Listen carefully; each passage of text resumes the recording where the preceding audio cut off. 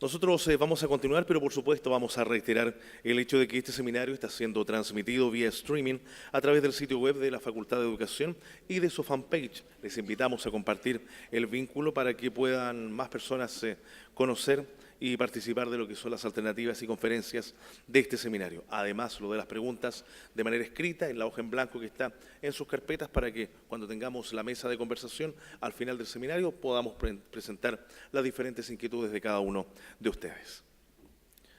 Vamos a dar paso a la segunda conferencia de esta jornada, que está a cargo de la doctora Jimena Acuña.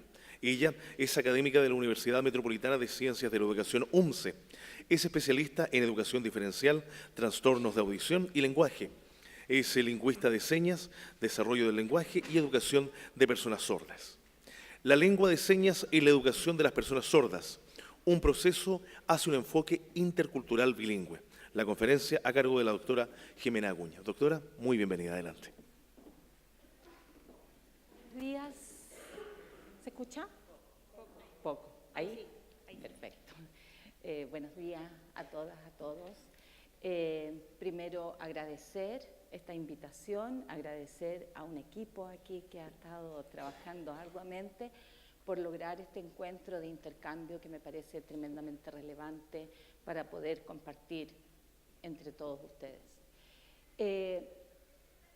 Cuando me plantearon la posibilidad de hacer una presentación de este tipo, la verdad es que justo mientras la preparaba me recordé de un hecho que ocurrió hace un tiempo atrás, yo creo que conocido por muchos, pero que me gustaría de repente traerlo a colación para iniciar nuestra reflexión. Hubo hace poco un lanzamiento de un video promocional a propósito de la creación de una nueva región en nuestro país. Y en ese video que se lanza por las redes sociales, duró un corto tiempo, hablan distintas personas, hablan autoridades, y en un recuadro pequeño a la derecha abajo aparece una persona moviéndose como si hiciera lengua de señas, pero no era lengua de señas. Parece un hecho anecdótico, pero llama la atención y es instalarlo como la reflexión. No sé qué motiva eso, no sé cómo llega eso así, duró poco tiempo, ante el reclamo se baja. Sin embargo, yo creo que aquí amerita pensar, bueno, ¿cuán preparados estamos? Por ahí lo decía la decana de Educación, ¿cuán preparados estamos para la inclusión en el aula? ¿Cuán preparados estamos todos, todas, para la inclusión? Llama la atención. Bueno, eso lo dejo para la reflexión a propósito del tema que nos convoca ahora.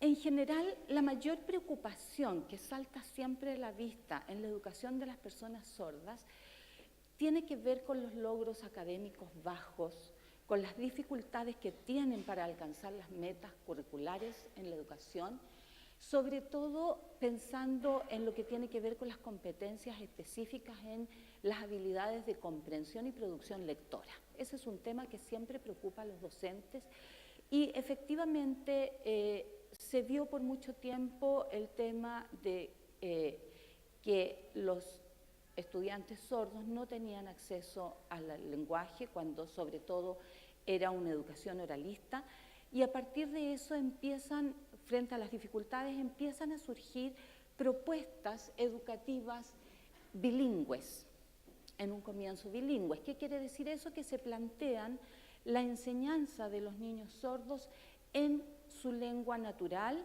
la lengua de señas, entendida en ese contexto como la L1. Es decir, que los niños sordos aprendan en lengua de señas y además que se les enseñe L2, una segunda lengua, en este caso para nosotros el español, principalmente en su modalidad escrita. Efectivamente, han ido surgiendo propuestas bilingües en la educación, se ha ido avanzando hacia eso, y estos enfoques bilingües son diversos. Podríamos decir que muchos enfoques, o algunos de ellos, en general han propuesto la incorporación de la lengua de señas como un medio, como un recurso necesario e importante para avanzar en la competencia de la lengua escrita, es decir, como un recurso para la adquisición del español. Pero también hay otros modelos educativos que en realidad incorporan la lengua de señas más bien como un reconocimiento a la persona sorda como un miembro de una comunidad lingüística minoritaria, es decir, la lengua de señas en respeto a su identidad como persona sorda. Podríamos decir que estos dos puntos, en realidad estoy eligiendo los más importantes, no son contrapuestos y pueden complementarse, pero es relevante atender a qué es lo que nos motiva a incorporar a la lengua de señas dentro de la sala de clases, dentro de la educación de las personas sordas. Pero en general, con todas estas visiones y también con la mayor participación de las personas sordas en los distintos contextos sociales, lo que ha ido ocurriendo en nuestro medio, paulatinamente por lo que vamos viendo, es que hay un reconocimiento, una valorización hacia la lengua de señas. Ese reconocimiento y esa valorización lo que ha ido generando en la comunidad especialista o científica es una necesidad cada vez mayor de poder comprender cómo es esa lengua, cómo está estructurada, cómo funciona su gramática y sobre todo también entender cómo los niños sordos desarrollan este sistema. Y allí es donde nosotros hemos estado trabajando. Cuando nosotros nos preguntamos sobre el desarrollo de la lengua de señas en los niños sordos, aquí me interesaría hacer una distinción entre dos términos que a veces en psicolingüística los podemos ocupar en algunos contextos como sinónimos, adquisición y aprendizaje, pero en el caso de los estudiantes sordos o los niños sordos hay una distinción bastante marcada. Si un niño sordo nace de padres sordos, padres que son hablantes fluentes de la lengua de señas, ese niño va a crecer en un ambiente donde la lengua de señas se va a utilizar de manera natural y por lo tanto este niño desde muy temprano va a estar naturalmente inmerso en esa lengua. En general, la literatura nos dice que, y las distintas investigaciones internacionales nos dicen, que ese niño sordo va a pasar por hitos, por etapas de desarrollo tremendamente similares a las que pasa un niño oyente que está adquiriendo una lengua oral en condiciones naturales. Va a aparecer el balbuceo, más o menos a la misma edad, un balbuceo con las manos, van a aparecer las primeras señas alrededor del año, el niño va a ir construyendo la gramática de su lengua más o menos siguiendo las mismas etapas. Sin embargo, un niño sordo que nace de padres oyentes, bueno, lo más normal es que nos encontremos que esos padres no saben nada acerca de las personas sordas, no saben nada acerca de la cultura de las personas sordas, de la comunidad de las personas sordas y mucho menos sobre la lengua de señas. Y en ese caso vamos a tener que hablar de aprendizaje. Pero, a pesar de las similitudes que estoy planteando, cuando hablamos de un niño sordo, por ejemplo, que crece en una familia sorda, que sigue las mismas etapas de desarrollo, también hay algunas sutilezas de las cuales tenemos que hacernos cargo, porque muchas veces se piensa que entonces basta con la inmersión y entonces tenemos lo mismo. Es casi como llegar a pensar que estamos hablando de un niño oyente que no escucha, o un niño que en vez de usar la lengua oral, usa la lengua de señas. Sin embargo, desde el punto de vista de la educación vamos a ver que hay particularidades de las cuales también tenemos que hacernos cargo. Son importantes las semejanzas, pero también hay particularidades. En primer lugar, estamos hablando de una lengua de modalidad diferente. No es una lengua vocal auditiva, es una lengua gestual visual. Esa modalidad impone ciertas diferencias, incluso hasta en la manera de pensar, de concebir el mundo. Las experiencias de los niños que están desarrollando su lengua también son particulares y son diferentes. Voy a poner un ejemplo. Cuando el niño crece en un ambiente donde se usa la lengua de señas, normalmente esa lengua de señas va a ser usada cuando esa persona que habla la lengua de señas se dirige a él. Pero cuando esa persona se dirige a otras personas, lo más típico es que no use la lengua de señas. Por poner un ejemplo, van a comprar a la esquina pan.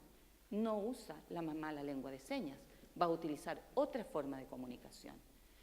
La gran mayoría de las personas que rodean al niño no son todas hablantes fluentes de lengua de señas, por lo tanto el niño va a estar experimentando diversos códigos, va a experimentar probablemente la lengua de señas, ojalá fluida, pero también va a experimentar un sistema de gestos naturales para comunicarse, va a experimentar la lengua oral, que tal vez la va a recibir a través de la lectura facial, labial, etcétera. Son distintos códigos con los cuales él está conviviendo y desarrollándose, lo que hace que sus experiencias son diferentes a las de un niño oyente.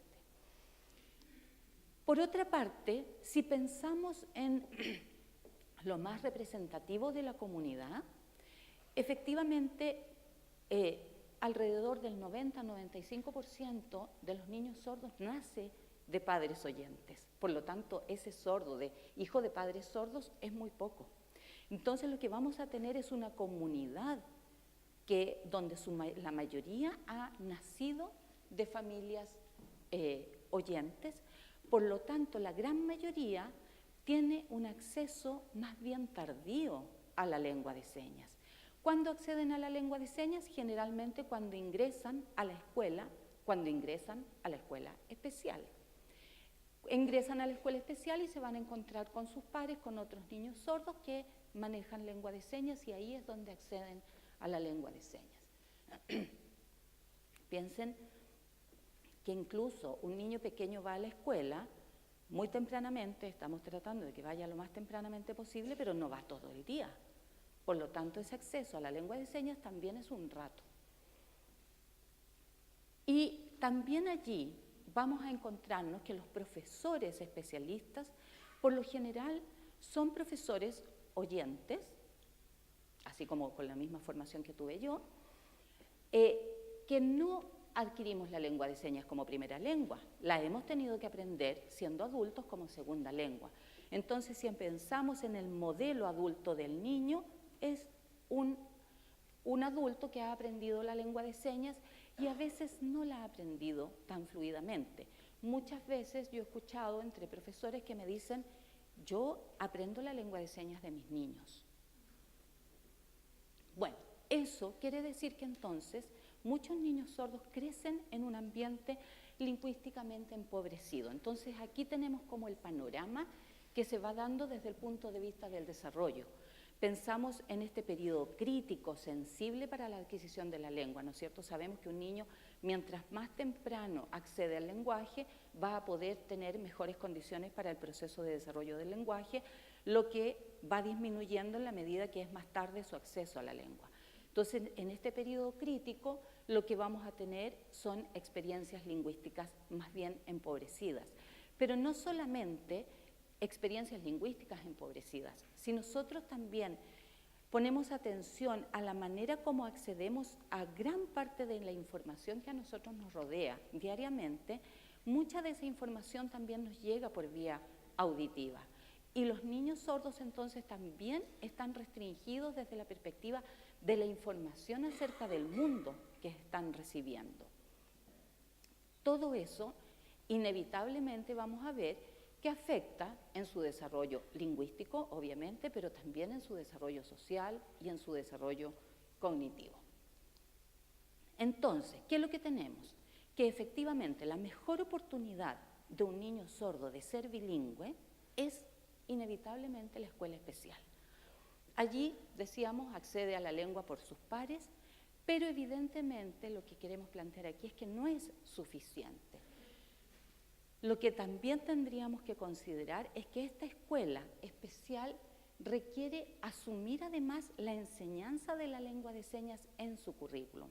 Es decir, por una parte, enseñarle a los niños en lengua de señas, con el acceso a su lengua natural, pero también enseñar la lengua de señas por estas características y estas condiciones que les estaba presentando. Por esa razón, al plantearnos eso, nosotros nos hemos preguntado como equipo, bueno, ¿de qué manera puede la escuela bilingüe hacerse cargo del desarrollo del lenguaje al mismo tiempo que se está haciendo cargo de enseñarle al niño lo que todos los demás niños aprenden? Y frente a esa misma pregunta, bueno, ¿cuáles son los desafíos que se le imponen a esta aula, a esta sala de clase, a los docentes que trabajan en este contexto? Al hacernos estas preguntas, nosotros hemos puesto el foco de atención fundamentalmente en la educación bilingüe, es decir, entramos a la escuela especial y abordamos el estudio en los niveles de prebásica. ¿Por qué? Porque entendemos que es allí donde está emergiendo el desarrollo del lenguaje. Y nos enfocamos específicamente en la interacción entre docente y niños. ¿Por qué? Porque estamos entendiendo que, a diferencia de un niño oyente que llega a la escuela ya con el proceso de adquisición lingüístico bastante avanzado desde su familia, aquí el contexto que está propiciando el desarrollo del lenguaje es dentro de la sala de clases.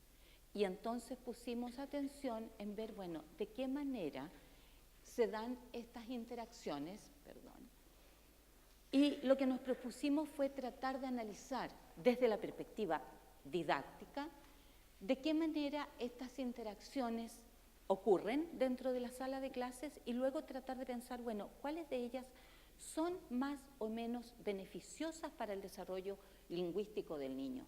Es decir, en el fondo tratar de identificar los patrones interaccionales y de qué manera ellos inciden en el desarrollo del lenguaje.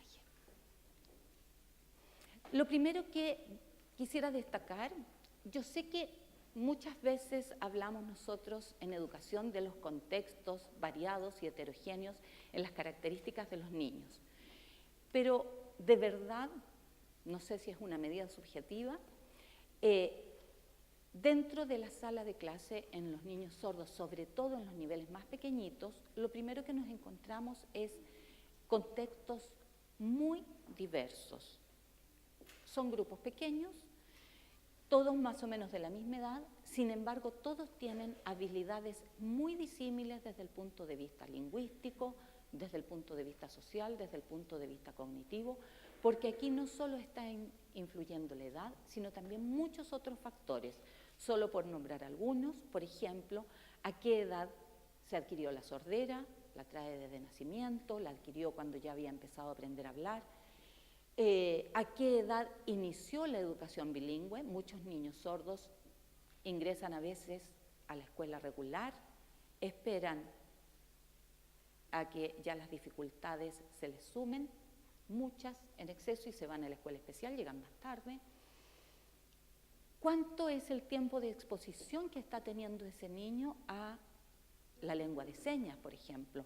¿Cuál es el nivel de fluidez que tienen los padres? ¿Cuántos miembros de la familia aprenden lengua de señas?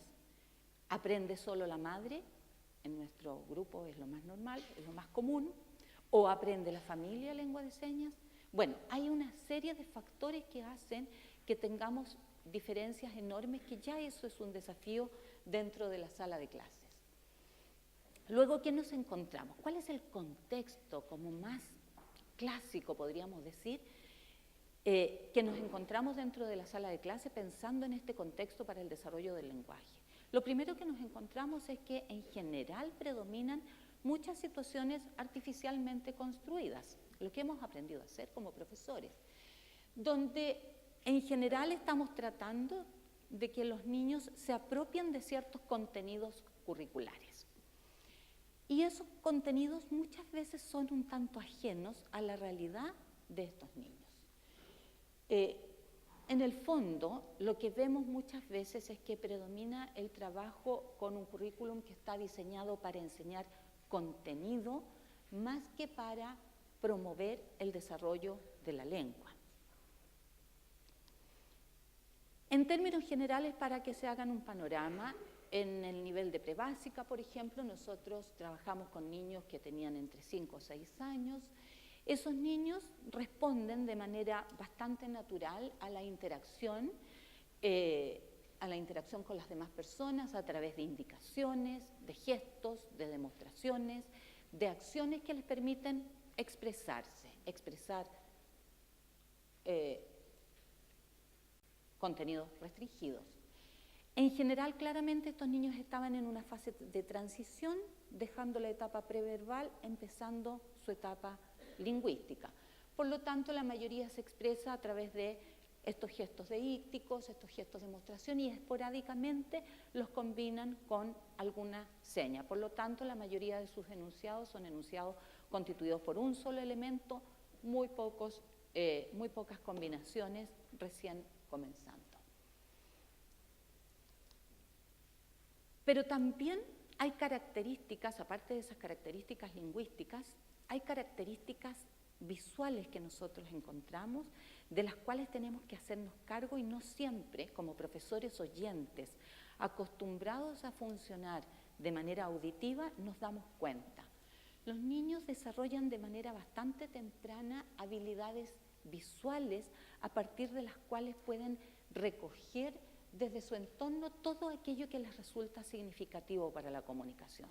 Nosotros casi siempre damos mucho más privilegio a recoger elementos significativos desde lo auditivo y nos olvidamos del aspecto visual. Los niños también emplean muchos recursos gestuales que les favorecen la interacción con los otros, y esos gestos son capaces de elicitar interacciones de los otros, de los adultos. Y también son elementos que tenemos que tomar en cuenta si estamos pensando en promover el desarrollo del lenguaje. Y en términos generales, un poco como para acercarnos a lo que es la complejidad del desarrollo de la lengua de señas, entender que en general las habilidades lingüísticas tienen mucho que ver con el uso que los niños van haciendo paulatino del espacio donde se construye la lengua de señas. Un espacio que al principio, igual que cualquier niño oyente, es un espacio referencial que me sirve para indicar, por ejemplo, pero luego el niño tiene que ir aprendiendo la gramática de la lengua de señas, donde el espacio va siendo el recurso gramatical propiamente tal, que es algo mucho más complejo que se va dando en ese proceso. Todos esos son elementos que un docente tiene que ir teniendo en consideración dentro de la sala de clase. ¿Qué es lo que nos encontramos desde el punto de vista de la interacción, cuando ponemos la lupa en la interacción docente-niños? Bueno, en primer lugar, cuando uno cuenta, suma, dice aquí el espacio comunicativo está ocupado principalmente por la docente.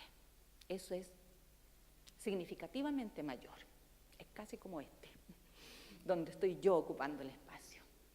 Eso permite o deja muy poco espacio para que el niño pueda desplegar habilidades comunicativas que está teniendo. Además, dentro de estos intercambios, de estas interacciones, lo que vemos es que se promueve un conjunto muy restringido de expresiones por parte de los niños. Expresiones que puede el niño realizar a través de una indicación o a través de una respuesta verbal muy simple y muy específica. Por ejemplo, cuando tiene que responder a ¿qué es eso?, muestra él, y solamente con un dedo muestra. ¿Dónde está? ¿De qué color es? No sé nada. Bueno, frente a toda esa cantidad de preguntas, el mayor desafío cognitivo para el niño parece ser tratar de encontrar la respuesta correcta a lo que le están preguntando, pero en realidad esas preguntas tienen muy poco que ver muchas veces con el entorno, con lo que el niño está haciendo, de qué está preocupado el niño, y la mayoría de las preguntas tienen por finalidad comprobar un conocimiento del niño. En el fondo, lo que quiero llamar la atención sobre eso es qué es lo que le estamos enseñando al niño en relación a para qué sirve el lenguaje. Sirve para comprobar que yo sé, pero también sirve para otras cosas, y esas otras cosas quedan a veces relegadas en el espacio del aula. ¿Qué es lo que vemos? Que hay un énfasis tremendamente marcado en la función de nominalización, bien, pero eso también deja de lado otras funciones del lenguaje que no se relevan dentro de la actividad didáctica. Y también hay gran énfasis y hay mucha preocupación por la forma de las unidades léxicas. Esto se dice así y no se dice de esta otra manera. Pero también encontramos algunas estrategias que nos parecieron interesantes de relevar dentro de la sala de clases, que pensamos que efectivamente hacían que los niños se involucraran lingüísticamente de manera relevante. Por ejemplo, solo por poner algunos ejemplos, aparecían diálogos entre dos adultos en torno a lo que se estaba hablando dentro de la sala de clases. Estamos hablando de los animales, por ejemplo, y entonces yo te pregunto algo, tú me respondes, y los niños tienen la posibilidad, la oportunidad de ver en su lengua cómo se dice algo, por ejemplo. Ese modelo aparentemente era bastante provechoso. Sin embargo, esos diálogos eran muy esporádicos, muy incidentales. Probablemente podríamos evaluar qué pasaría si aumentan dentro de la sala. También es interesante cuando la docente promueve intercambios entre los niños, casi intencionalmente, donde aparecen otras funciones comunicativas, como pídele a tu compañero, pregúntale, por ejemplo, y donde la docente va apoyando la manera como le puede pedir, cómo le puede preguntar, por ejemplo. Y eso también hacía que aparecieran habilidades lingüísticas de los niños, pero también eso estaba como al margen de la clase. Era como en otro momento y no se destacaba. Que probablemente estas, bueno, y otras estrategias más, con más detalle, que se podrían ir relevando dentro de la acción didáctica. Pero en términos generales, este panorama, ¿por qué? ¿Qué es lo que queremos plantear con esto? En primer lugar, tomar conciencia que la manera como nosotros hablamos en la sala de clase, como la docente habla, y el tipo de intercambios que la docente promueve en el aula, efectivamente son cruciales desde el punto de vista del desarrollo lingüístico, por cuanto el lenguaje pasa a convertirse al mismo tiempo en medio y en mensaje. Y eso es algo que nosotros tenemos que ir considerando. Por otra parte, es necesario tomar conciencia de la necesidad de poder incorporar dentro del proceso didáctico mismo experiencias lingüísticas distintas, variadas, que impliquen un uso más profundo del lenguaje y que ese uso del lenguaje esté incorporado a la actividad, no al margen de la actividad, como muchas veces observábamos. Pero todo eso, para lograrlo, requiere, por una parte, reconocer la complejidad del sistema lingüístico que está en juego allí, entender cómo funciona en la comunicación. Eso por una parte. Y por otra parte, también exige por parte de la docente ir haciendo una especie de monitoreo, un proceso de autoevaluación. Yo sé que lo que se hace en la sala de clases son muchas cosas, las profesoras son múltiples, están haciendo muchas cosas, pero probablemente buscar estrategias para monitorear su propia práctica comunicativa de manera de ir teniendo conciencia de si esa práctica comunicativa está favoreciendo o no el desarrollo del lenguaje dentro de la sala de clases. Desde esa perspectiva, buscar estrategias, y eso sí es posible, buscar estrategias en las cuales se propongan situaciones problemáticas reales, cercanas a los estudiantes, que puedan promover lo que nos planteaban hace un poco rato antes, que puedan promover verdadera negociación de significado en el aula. Eso permite un uso de la lengua mucho más cercano. Y desde esa perspectiva se pueden buscar estrategias para favorecer intercambios comunicativos que le permitan a los niños indagar acerca de algún tema, que le permita establecer relaciones nuevas entre un elemento y otro.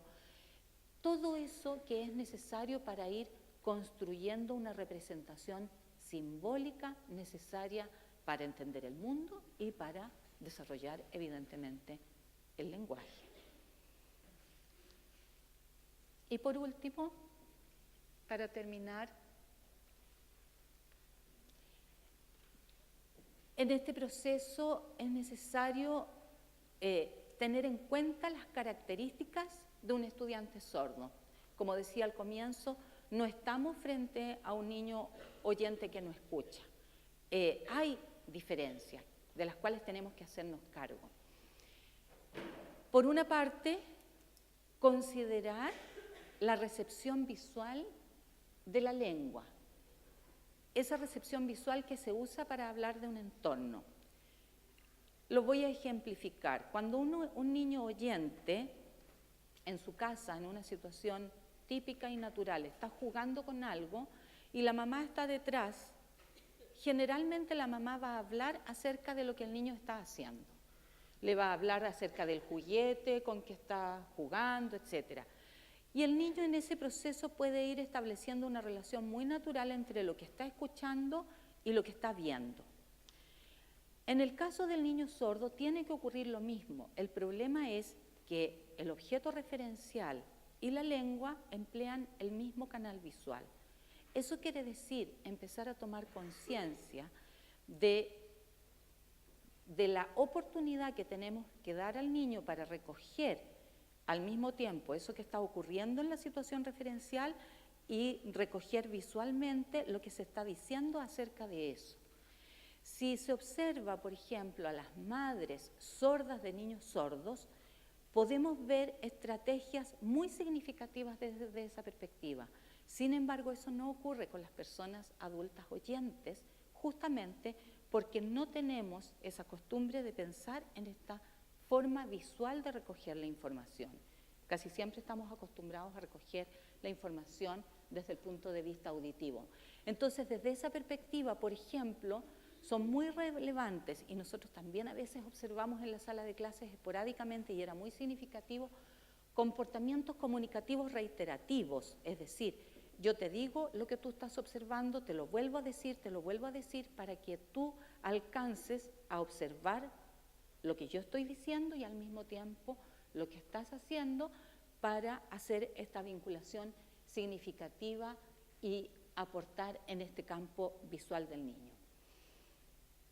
Por otra parte, también considerar las características de los niños sordos y todas estas experiencias diversas de las cuales yo les hablaba, de manera de incorporar en las acciones didácticas la posibilidad que los niños puedan desplegar distintas habilidades que estén relacionadas con el dominio de su lengua, desde el paso del uso de los gestos a la aparición de las señas, hacia la construcción de la gramática, y todo eso es lo que le va a permitir tener una base sólida para avanzar en otros conocimientos. Y eso inevitablemente implica una planificación lingüística intencionada, pensada, que pueda cautelar, ¿no es cierto?, este acceso inicial a la lengua de señas, que se cautele dentro del currículum con la finalidad de poder establecer esta base simbólica para el desarrollo del lenguaje. Eso. Gracias.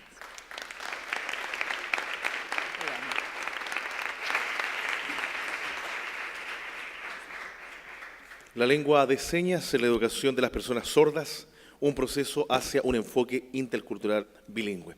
Queremos agradecer a la doctora Jimena Acuña su presentación y, por supuesto, también queremos hacerle un obsequio, un reconocimiento por su participación esta mañana. Y la profesora Carmen Díaz, editora de la revista PEL, le vamos a dar el paso a ella para que le entregue este obsequio.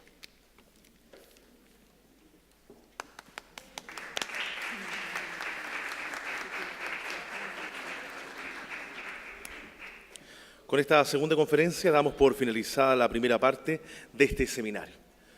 ¿Tomamos un café? ¿Parece? Están cordialmente invitados a la salida aquí a la vueltecita del salón, tomarse un café.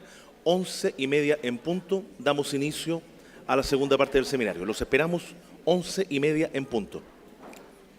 No se retrasen, por favor.